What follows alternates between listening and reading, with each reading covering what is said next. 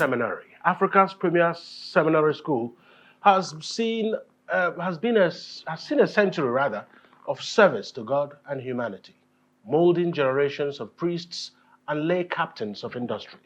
What's the history behind this century-long journey, powered by the benevolence of an amiable philanthropic lady, Jean Bigard? Then who is Jean Bigard, and how did Bigard Memorial Seminary stand the test of time and trials of many seasons to emerge as a center of excellence in the formation of men? And what is on offer as the drums roll out for the centenary celebrations? This is the Eastern Eye. I am Alex Ogbodo.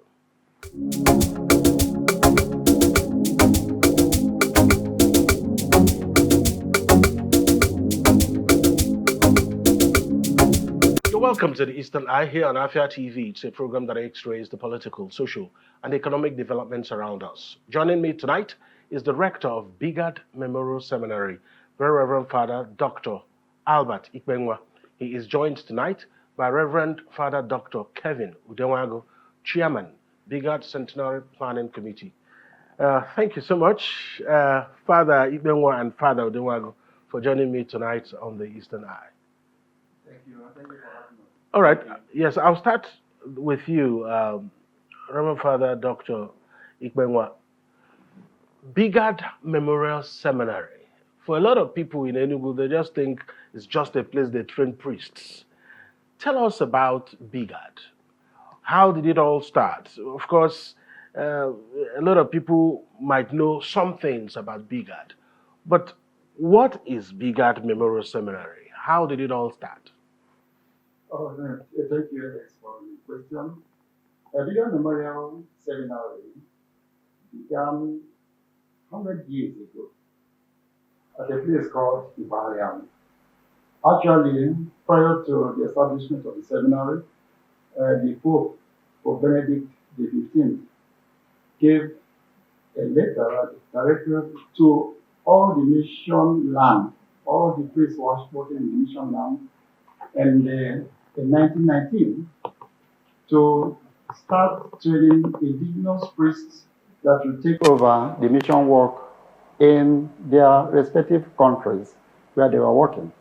So this letter was directed to all missionary land, all those places that the missionaries were working. And then the person who was in charge of the eastern region that time, Shanahan, Father Joseph Shanahan, then took this letter seriously and then it to establish a seminary to train indigenous priests. And then in 1922, the preparation for this seminary started in Onitsha. Then, because of this situation in Onitsha, because of, Onitsha is a little bit very noisy and busy, so they decided then to take this seminary to a remote area called Ibariam. So the seminary began in Ibariam. It was inaugurated. By that time, he was then the bishop of Onitsha Ecclesiastical Province. And then he became the pioneer, founder of Bigard Memorial Seminary. By that time, Bigard was called St. Paul Seminary. And from there, at Ibariam, it took root. And then from there, in 1929, Ibariam, the Bigard Seminary had to move back to Onitsha because of the situation that was prevalent in Ibariam. There was serious health challenges the seminarians were facing that time. Mosquito, it was just a remote area, riverine remote area, mosquito, and then other hostilities. So the seminary at that time, called St. Paul Seminary, was moved back to Onitsha. But then, because of the situation in Onitsha again, in 1939, it was then moved to Eke because Eke became a little bit and it was an outpost of the missionary at that time. And the Onyama of Eke, very well-known figure, the traditional ruler at that time, invited the missionary to Eke. And because of his generosity, the missionary then took their hold or their stand in Eke at that time. And the seminary was moved to Eke in order to, to nurture the priests, the young priests or young seminarians at that time. So from 1932, the seminary was in Eke, but then it had to move again from Eke after a few years because Eke became, it was difficult because of lack of water and lack of other amenities in Eke, and it was moved to Holy Ghost Cathedral, present Holy Ghost Cathedral in 1939. And he stayed in Holy Ghost Cathedral in 1939 from 1939 to 1942. 42, he had to move again. So it's a very long journey. He moved to Obala. Obala, now in the present Imo State. And the missionary also, they found the very good land in Obala. And then there, they established the seminary at that point in time. But then, in the late 40s, the propaganda feed, in charge of propagation of faith in all the parts of the world, they decided to build two seminaries in Nigeria, to fund two seminaries in Nigeria, one in western Nigeria and then one in eastern Nigeria. And the Archbishop then looked for a viable place to locate this seminary that would be funded by propaganda feed. And Enugu became a good choice. Enugu was the capital of eastern Nigeria, and the facilities were already more promising in Enugu. And then, so the seminary was moved from Obala, and the building started in 1948.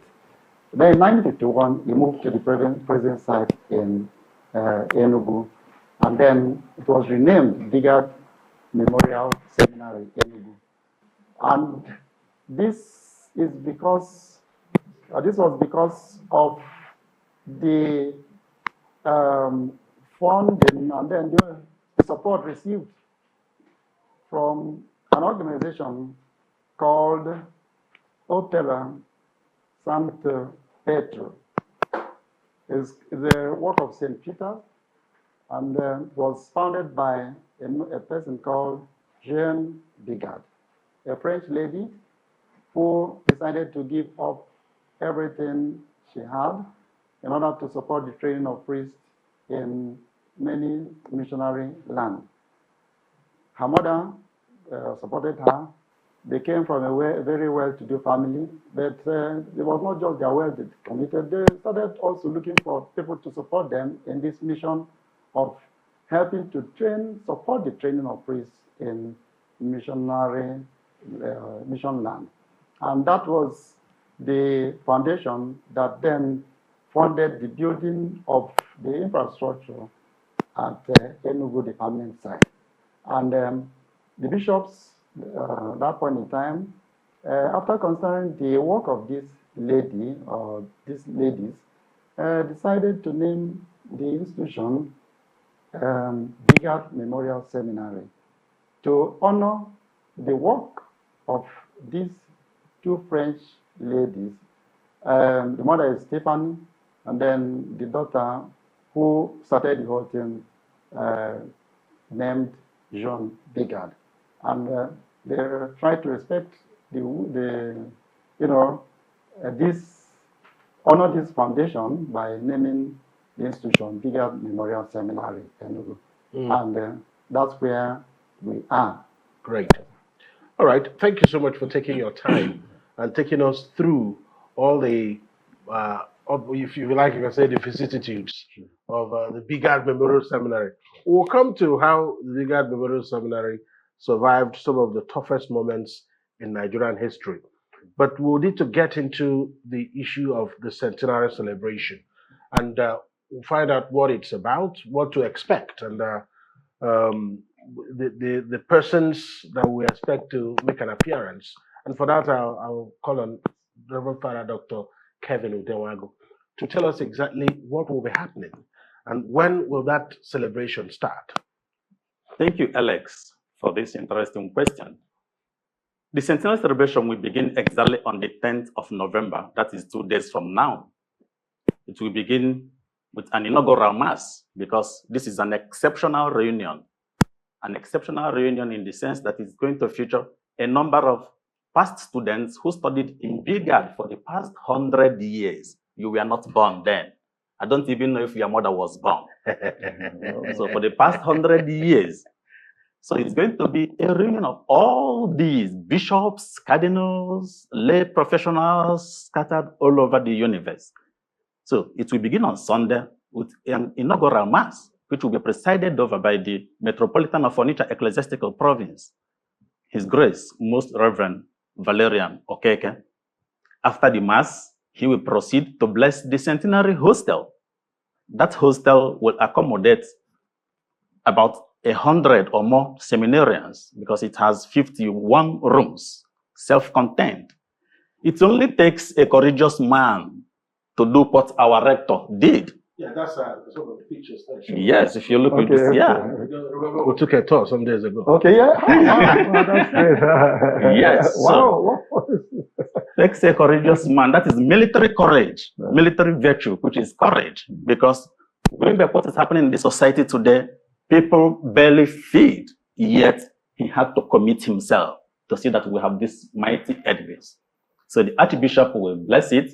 After the blessings, then we will proceed to the Centenary Arena, where we will have an inauguration of the academic year, where students who will emerge as exceptional or bright students will have their prizes. And also students who will emerge as best behaved, because at the end of their study in Bigard after graduation, we issue them with certificates.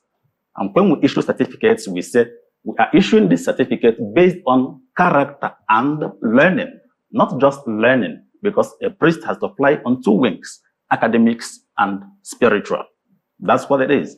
So in the evening of that day, there will be a football match between a sister seminary and Bigard. Blessed the one major seminary, Onitsha. Because in short, they're not a sister seminary, daughter seminary. Yeah. Because we were there before them. So that's their daughter seminary. So they are preparing. They will come. Then on Monday, we're going to have Cultural Day 1 that will feature various cultural activities, dance, drama, and the rest of them. This is to show you the dynamism of the constituents of Bigard Memorial Seminary. The students are drawn from various parts of Igbo land and even beyond, because we have students from Katsina, Ala, diocese. So this dynamism, these divergent cultures, is a short step onto friendship, enabling the students to mingle with one another. After Monday, on Tuesday, we have Bible quiz that will feature 10 secondary schools within Enugu Metropolis. We are inviting these young children so that they imbibe the correct teachings. The Catholic Bishop of Enugu, when he was installed as the Bishop of this Enugu diocese, wrote his first pastoral letter, the Lenten Pastoral, and he entitled it Back to the Roots. Because our people are now deviating. We must get back to the roots. That's why we want to catch these young ones. We want to catch them young by teaching them the basics, the foundation, the scriptures. Then on the 13th to 15th, we have the symposium. The first day of the symposium, the second day, and the third day. These features, we have invited intellectuals from every part of Igbo land and beyond too, from different academic fields. Philosophers, theologians, anthropologists, even info technicians that are coming to speak to the students, because this is to prepare them to face the challenges of their time.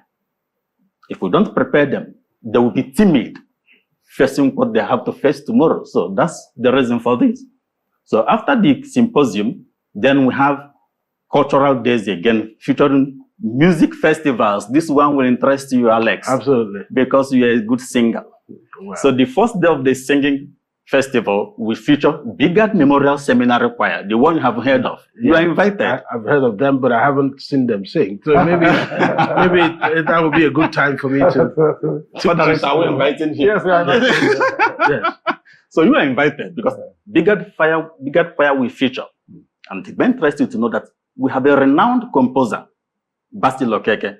Absolutely, I know about. You've heard about him. Yeah. So he's one of the directors of music in Bigard.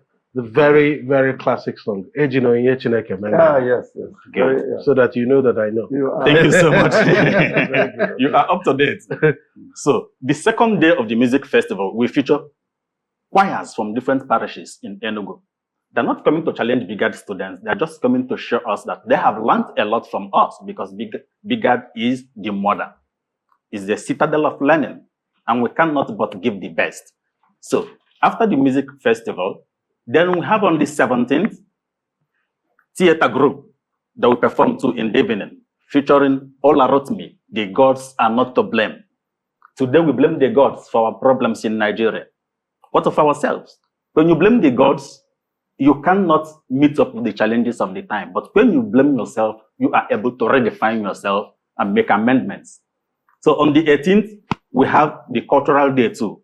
Here we have invited sister and daughter seminaries to come and showcase that for which they are known to. It will be a kind of challenge because when you showcase what you have, you see reason to improve in one way or the other, where you are weak.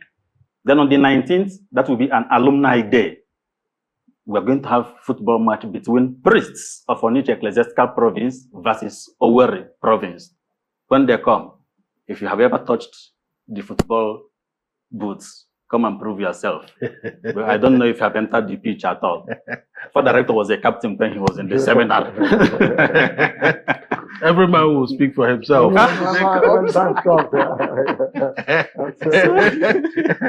So after that, in the evening, we will have our famous dance, Ojinaka Tobo. Priests will perform this dance because they did that when they were training in the seminary. In the early days, when we were young, the vice rector too used to dance, and other priests. Myself, I'm a good dancer. That day we present ourselves in the field and we will dance. That will show a kind of cohesion among priests. That's right. So we are going to invite also another alumnus of Bigard, the famous Janka Ogene. He's a product of Bigard. He will be coming to display. A number of people don't know that he studied in Bigard. He was a seminarian. So on the 20th, there will be alumni day too, when we are inviting other dignitaries, like the Papal Nuncio to Nigeria, Michael Crotty, who is going to perform the planting of the Centenary tree. It's going to be remarkable. And then there will also be a kind of show, Bigard documentary film, featuring all the events that have happened in Bigard for the past 100 years, to show you how serious we are in taking our things, our affairs. I'm only scratching my head for that documentary film. Please do. Then on the last day, the D-Day, the 21st, when we shall have ordination of 40 candidates onto diaconate. That is to show you that the church in Nigeria is growing. The church in Igbo land is growing. And our prayer is that we have beckoned on the people of God to pray for these candidates. We are praying for them too. At this moment, in a few days from now, they will enter into retreat, where they will prepare themselves spiritually in order to come forth, edified and stronger to face the challenges of the diaconate ministry. I think these are the features. Great. We'll come back to refresh our memories on the events, but I need to go back now to Father Rector. I like the way you refer to him. Maybe I have to refer to him like that so that we'll cut it short instead of saying his name. Okay. So, Father Rector, obviously, 1967 to 1970 was a very turbulent period for anyone that was on the eastern flank of Nigeria. So, try and talk us through how the Bigard Memorial Seminary managed to survive this particular difficult 3 years. Yes, 1967 to 1970 was really a very difficult period for everybody, especially in the eastern region. So in 1967, when Enugu fell, So the authorities that time, they had to move Bigard Memorial Seminary away, to move the seminarians away from Hansway. So the seminary was moved to a place called Afan Obong in present-day Akwa Ibom State, near Ikote Bene. So the seminarians were quartered there, and when that place became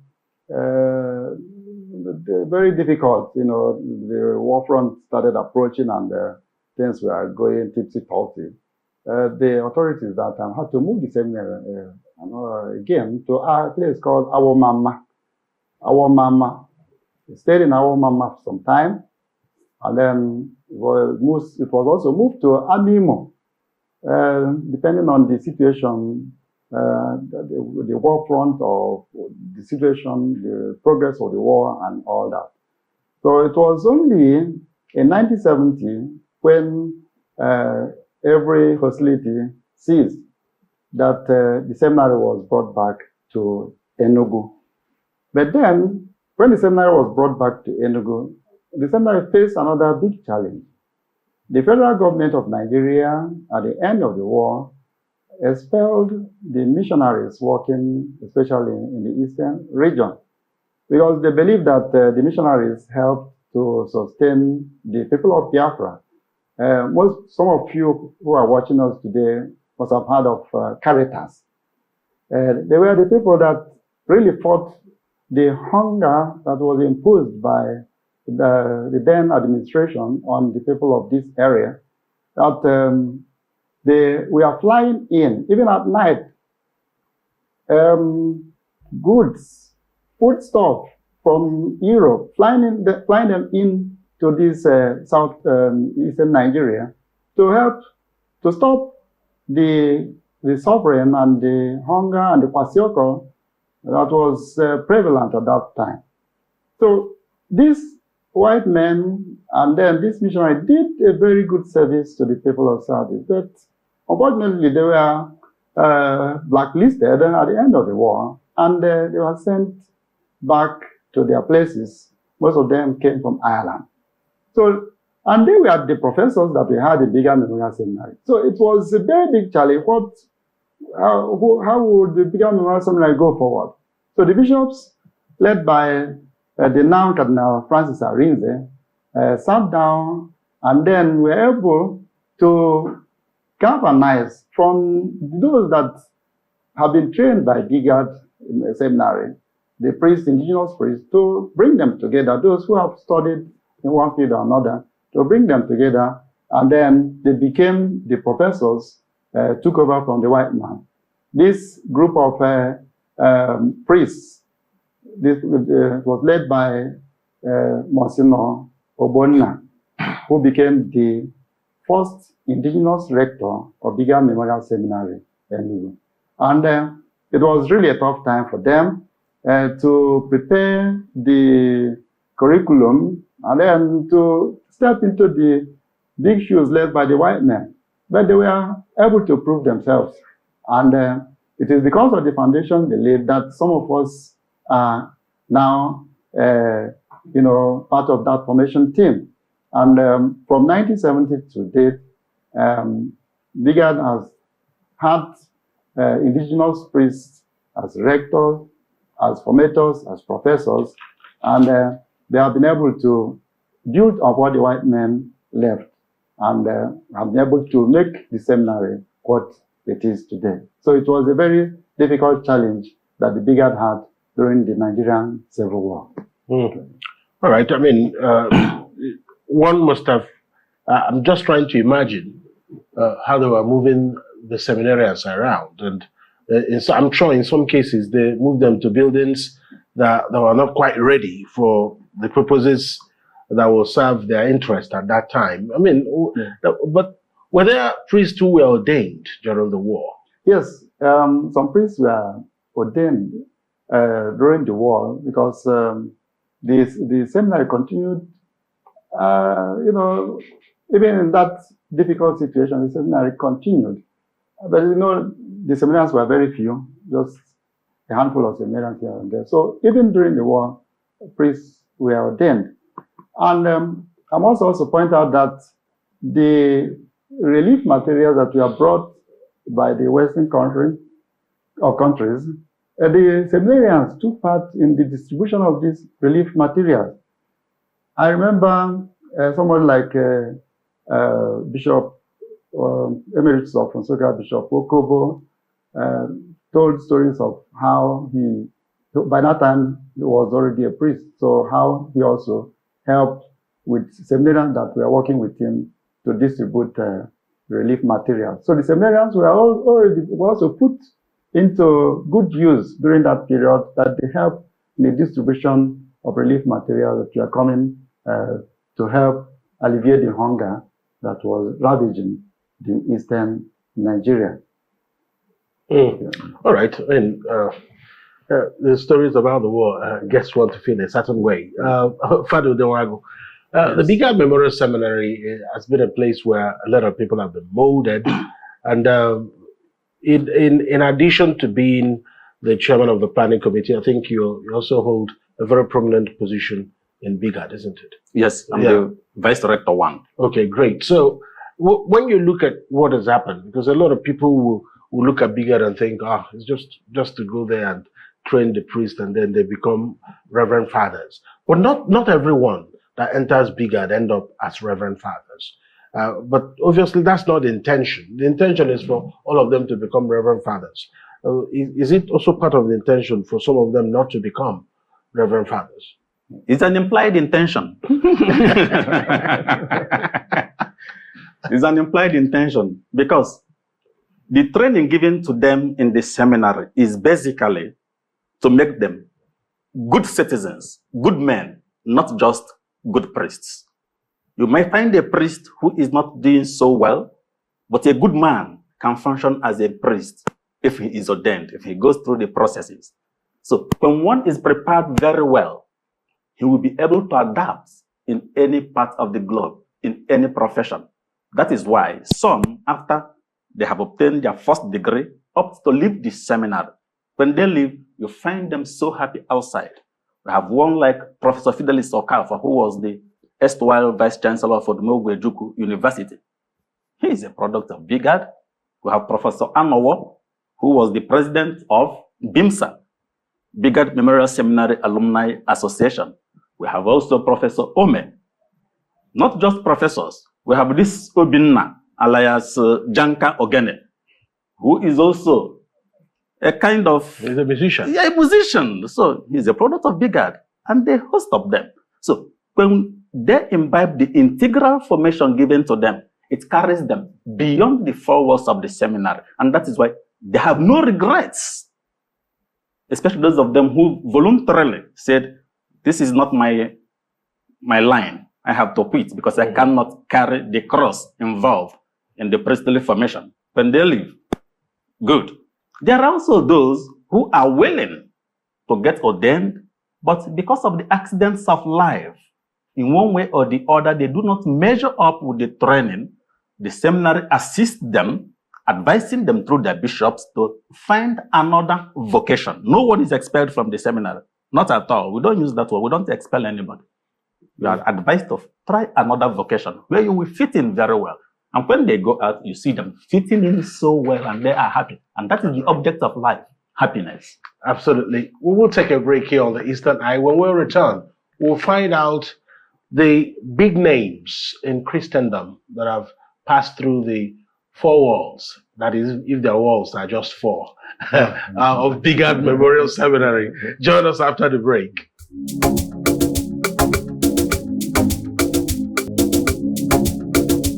This is the Eastern Eye here on Afia TV.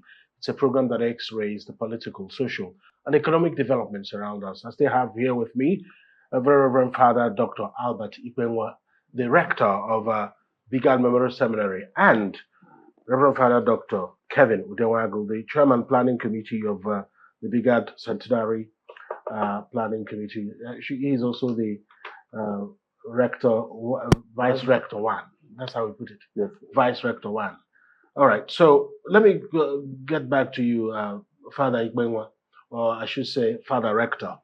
So the I'm sure that just like Father Udenwagu has explained, that there are those outside priesthood that have passed through the Bigard Memorial Seminary. I'm sure that there will be a roll call of great men who continued onto the path where it is intended that people who graduate from Bigard, they become priests and maybe move up.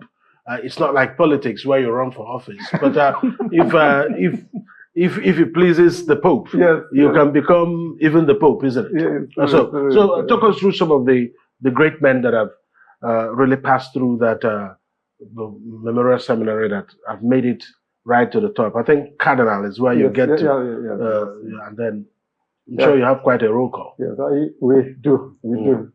In the 100 years of our existence, we are proud to associate ourselves with Bigard Memorial Seminary, and we are proud to tell the whole world that Bigard has produced eminent personalities in the church.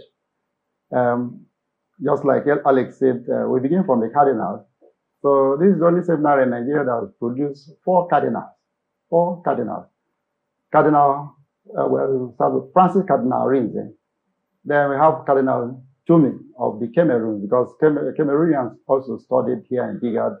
We have quite a long list of Cameroonian, even bishops. Many of them are bishops today. And then we have Cardinal Ekanem.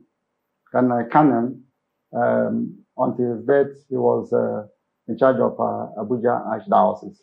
Then we have the newest Cardinal, Peter Cardinal Obaleke, a product of Bigard. Then Bigard has also produced 14 archbishops, and then 37 bishops. And incidentally, Bigard is also the only seminary in Nigeria that has produced papal representatives that have been sent to all parts of the world. We have Archbishop Jude Thaddeus Okolo. He was sent to Ireland to represent the Pope, just like some Irish people are sent here to be representatives of the Pope. So he represented the Pope for so many years in Ireland as the nuncio. Then he was sent to, right now he's in Czechoslovakia, in the Czech Republic, I think the Czech Republic, sorry. And then he represented the Pope here. We have also somebody like Fortunatus Nwachukwu, who was also sent to many other places, worked as papal representative. And incidentally, the Pope, right now he's in Vatican working, and the Pope is sending him to represent him in this ceremony that we are having, the centenary celebration.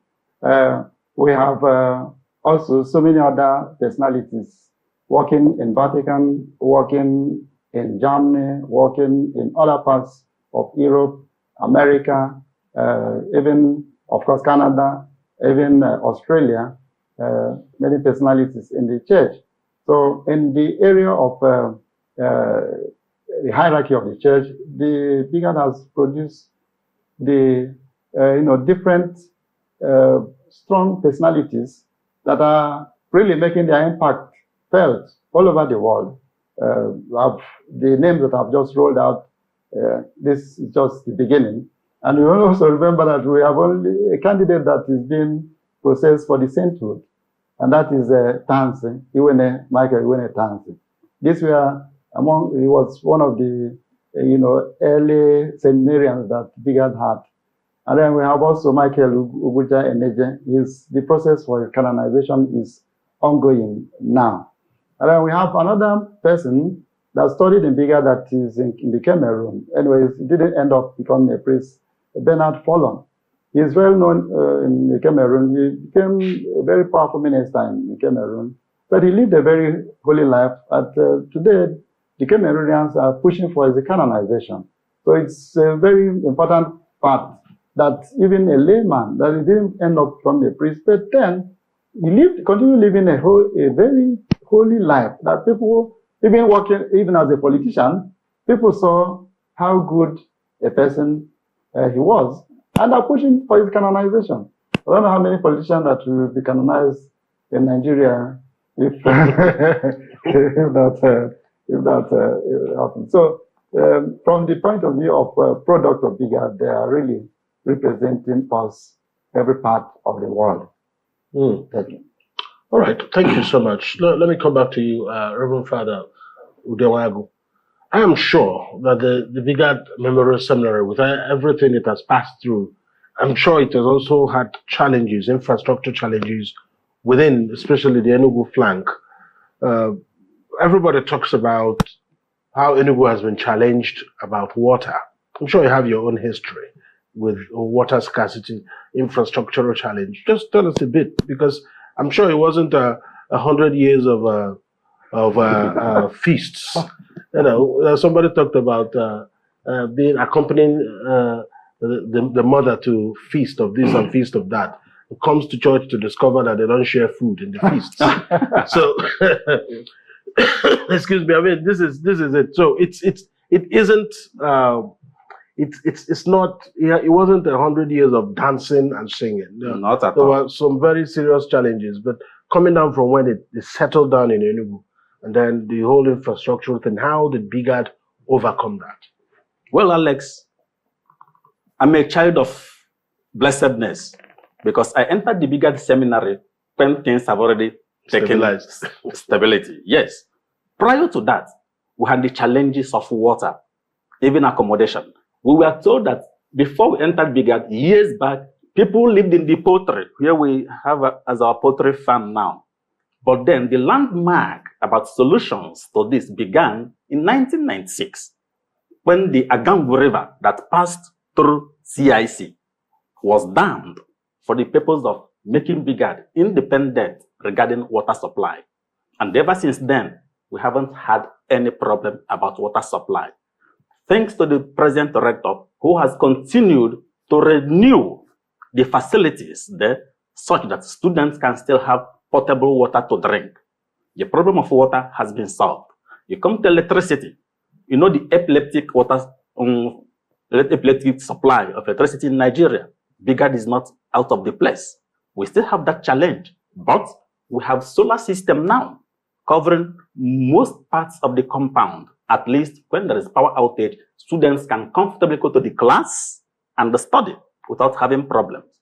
In the chapel, when we are seated to pray, no disruption, because we have to pray. We are praying for the entire humanity. We are praying for the society. We are praying for you. Absolutely. So don't need disruptions in the chapel, stability of electric supply, and also in the refectory too. That's true. No disruptions, because that is very true. So that's what we saw. The rector has tried a lot. So now there are those challenges. Every epoch have their own challenges. The challenges our forefathers faced when they were in Bigard is not what we are facing today. We have also the internet facility, which the students are now using. They can stay in their rooms and browse and do their research. When they go to the library, it is the same thing. In those days, we hadn't that. So that is the leap, so to say, regarding developmental strategies to make the students fit in and to face the challenges coming to their own age. Because it's not going to be horror for them if they just go to bed and sleep all night. The society is growing. That is very, very true. Okay, I like the way you put it. By the way, talking about the refectory, I had a taste of it too. I'm not letting the cat out of the bag, but just to put it mildly. Our people will say, yes. So let me come to you, Father Rector. We often talk about the serenity of Bigard Memorial Seminary until I stepped in a few days ago and I witnessed it firsthand. And for a moment, you had to wait for me because I was just filming everything that I saw. So, but it is the sheer serenity. I looked at the field and how it was tended. First of all, I have to ask, who are the groundsmen in Bigard? They must be working overnight on those turfs. Actually, everything that is done in Bigard is done by the seminarians themselves. The seminarians are the ones that tend to, all the facilities that we have in the seminary. Like the field that you talked about, there's the seminarians that take good care of them. And then most of the things that, the cleanliness and every other thing. And when you talk of the... I think we need to see that field. Okay. I'm sure we have it somewhere. Just continue what you're saying. We'll see it in a bit. So we have the field is very standard by the seminarians. I'll tell you just one story, well, a short story. A representative from Obanian University, a professor, came for accreditation, visit, and every other thing because we have link with Urban. So the place he was placed, he stayed there. In the night, he said that the door was not really opening and everything. He called me. And within a few minutes, somebody landed there and fixed the door. A few minutes again, he called me and said that something was wrong with the plumbing system.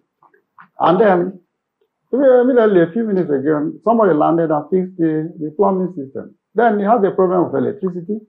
Another person, within a few minutes, landed and fixed it. Then he called me and said, how do you get all these artisans? The carpenter, the electrician, the plumber, everything. I told him those people that came were seminarians. Seminarians are plumbers, seminarians are carpenters, seminarians are electricians. So they are all trained. So that's how we train them to be versatile, to keep the compound clean and to do a lot of other things.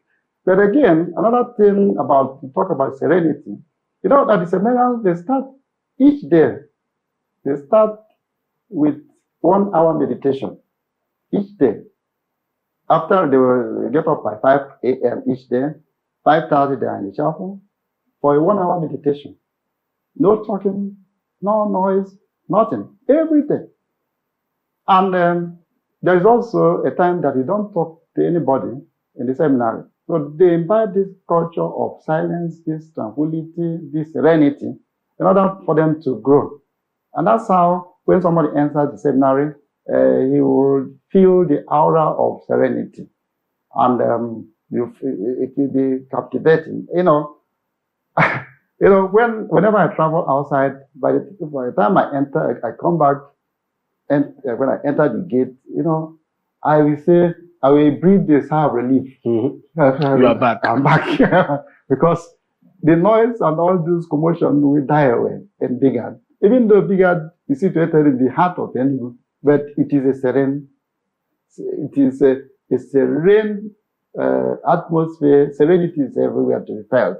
So you don't hear all this commotion. Absolutely. All this commotion in Bigard. I can bear witness to that. I witnessed it myself. Okay.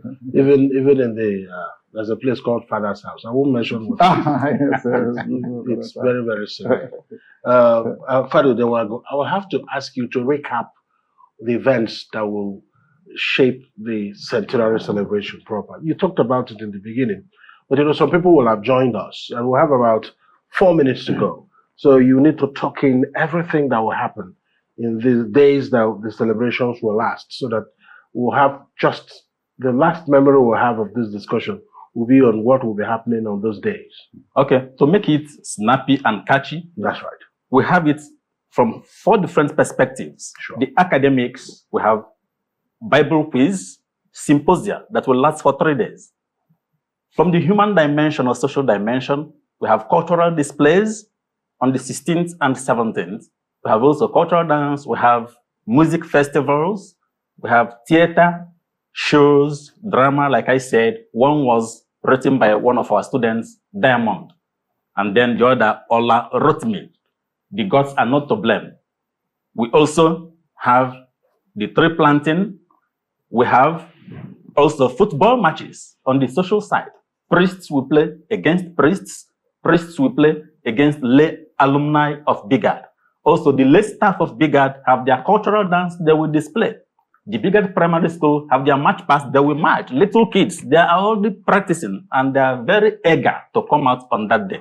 This is a kind of showcasing Bigard to the whole world, because the entire activity we have in Bigard is all about integral formation that will make these young men busy and occupied. But occupation here is not opposed to leisure, because they need leisure moments in order to realize themselves. These leisure moments are not just relaxation. It is not about rest. Leisure here implies the capacity of human beings to choose those things that enable them to be happy in life. That is what leisure implies. Choice of activities that are not oriented towards other ends, but things that are just that way. They are essential in life. When the students are oriented towards this, they are able to come out fortified, balanced. When they are balanced, when you see them outside, you are like, I want to join Bigardians. I want to be a student of Bigard. That's why the doors of Bigard are open at this moment for people to come and see these young men they see clad in white soutanes. They are human because they are chosen from families. And the family is the first window of a child to the outside world. And that is the reason Bigard is a mother.